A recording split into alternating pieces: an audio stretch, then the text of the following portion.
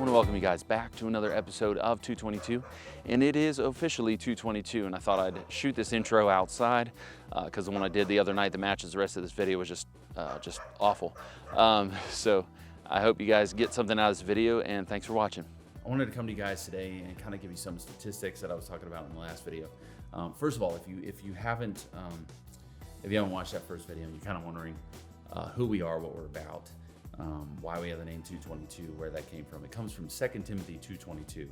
I'll put the verse up here on the screen, but it says, "Now flee from youthful lust and pursue righteousness, faith, love, and peace with those who call on the name of the Lord with a pure heart."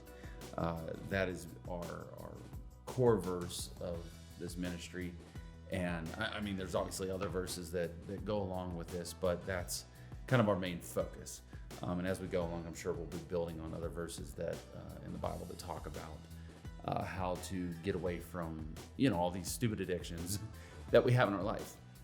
As I said, today I kind of want to go through some numbers, some statistics for you guys to show you that you're not alone in this. I mean, not that it makes it right. I'm not saying to continue in this just because there's a bunch of other people that are stuck in it. I'm saying this as to know, so you know that in this walk, in this crazy life that we're living, especially in the U.S. right now, it's definitely crazy with everything going on. But we can have each other's backs. We can take away some of these numbers and be able to push forward through this community. So there's a couple of websites that I found that have some statistics. Some of them agree with each other, some of them don't, depending on the year. But the first one is from an organization called Covenant Eyes. And in one of these next few videos, I do want to share with you guys about this ministry and what they do to help you to be able to protect yourself on your electronic devices, which is where most of it is today. We're not back in the earlier days of magazines and things like that. But anyway, so I'm going to read these because it's a whole lot easier to do so. In 2015, worldwide, there were more than 2 billion web searches for porn. That's with a B, not an M. 2 billion web searches for porn. And obviously, again, these numbers are a little bit old. It's 2020 now. And so, it's probably a lot higher than that. Anyway, 20% of mobile device searches are for porn. 20%. That may not seem much, but if you look at the number of web searches that are out there on mobile, myself, I am a web designer, and so I look at some of those analytics, some of those statistics for my clients, and about 50% of the users that visit those websites are doing it on mobile.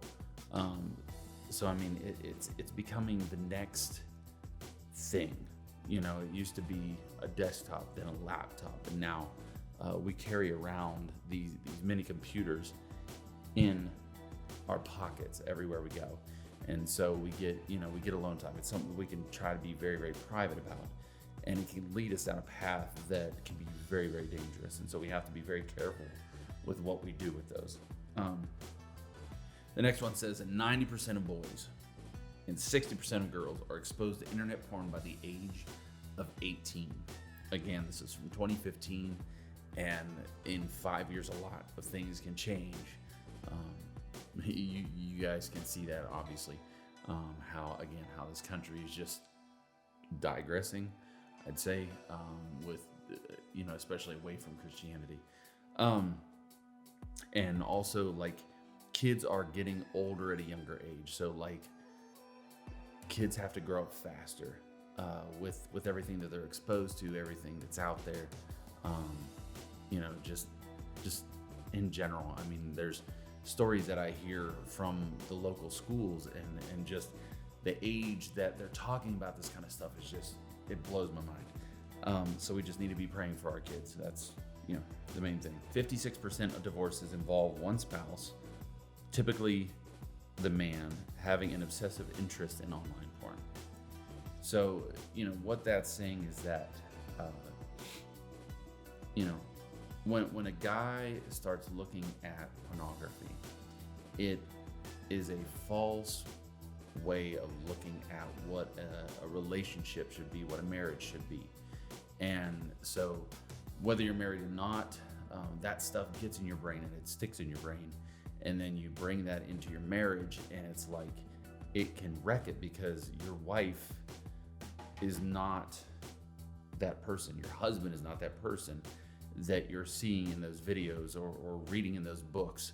I'm sure at some point my hope is to interview somebody of the opposite sex, a female, to kind of talk about what kind of struggles women have when it comes to this.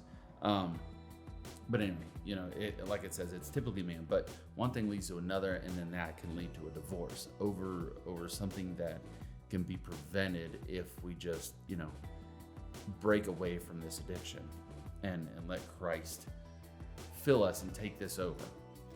Okay, so next thing, compared with faithful spouses, adulterers are more than twice as likely to be regular viewers of online porn. Which that kind of goes along with the previous thing. It's like, if you're sitting there and you're looking at porn, that's going to wreck your marriage. Plus, it takes you to those next steps. So looking at porn can then make you unhappy with your spouse, which can then lead to talking to somebody that isn't your spouse, which can then lead to them, you feel that that person is fulfilling what your wife or husband isn't fulfilling. And so that turns into adultery. Some other statistics here. I'm going to say that word a lot, and I apologize. So the next point is that they say that 30% of all internet content is porn. Now, 30% doesn't sound like a whole lot, but let's look at the numbers. Okay, so I looked it up, and it says there are 1,295,973,827 websites in the world. Okay, so I've got it in my mini computer here. So times 0.3 is, I don't know if you guys can see that. This is 388,792,148 porn websites in the world. That is a very big number. From 2005 to 2013, searches for teen porn tripled to 500,000 times a day.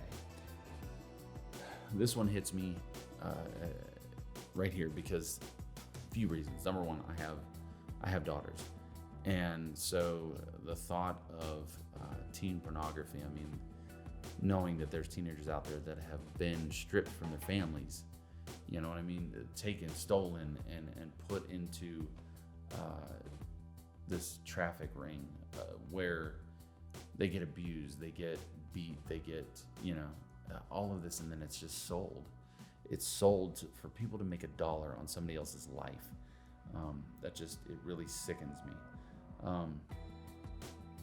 And then also, about 2 years ago, I went on a trip with some friends of mine to India, and we got to work with some girls that were rescued from a sex trafficking ring over there. And there was a little over 20 females of different ages. Most of them were either late teens or early 20s.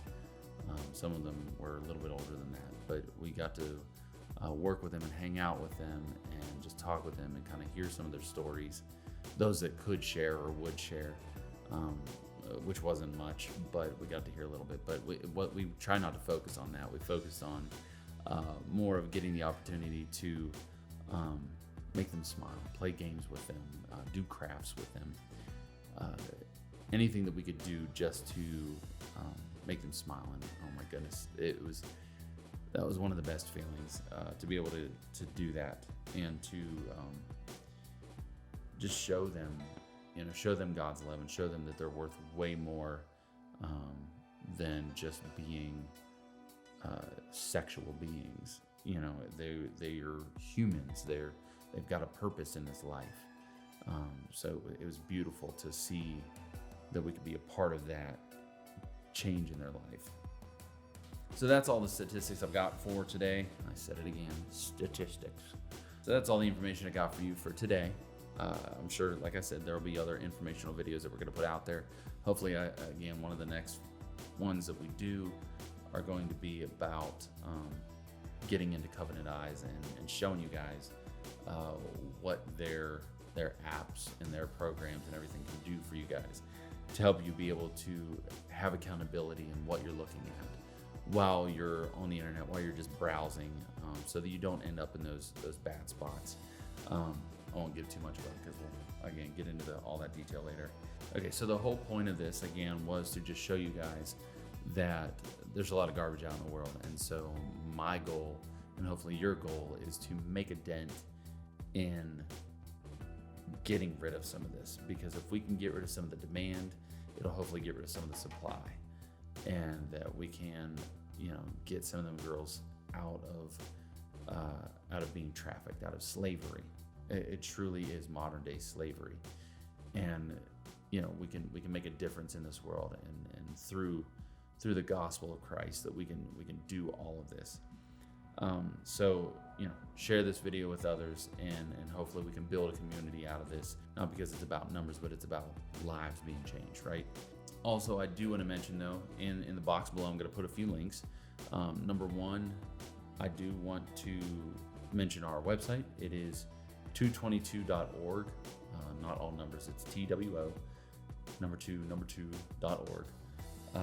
If you go there, you'll see some of the backstory, what this ministry is going to go into, and what we really want to do and who we want to serve. The other thing that is going to be below is I'm going to mention our Patreon. I went ahead and started that, and there are a few perks in there. One of them being is that we have some stickers. 222 stickers, and that's actually how the website is spelled, just so you can see that. But if you want to help support us, we can throw out a sticker. You can put it on your laptop, you can put it on a water bottle. They are waterproof. You can put them on a car, whatever you want to do, and be able to get the word out to people about the ministry and about what's happening in your life and the changes that are happening for you. Something that we do want to do with the Patreon. And if you guys, if you can't help or donate, don't worry about the monetary side of it. Just pray for us. Pray that this ministry can continue. Pray that I can keep these videos rolling out. But the other thing, the reason that we want to raise money is to put the money right back into the ministry, and we want to buy some podcasting equipment so that we can do podcasts and get to do some interviews with people. And then in turn put that out on iTunes and Spotify and all of those places that have podcasts, so that if you don't have time to watch a video, you can still listen to it and hopefully get something from this. That's about it. That's all I've got for this time. So if you guys, like I said, have any questions, comments, or whatever, leave them below, and I'll do my best to respond to each and every one of them. Subscribe if you haven't already, and we'll see you in the next one.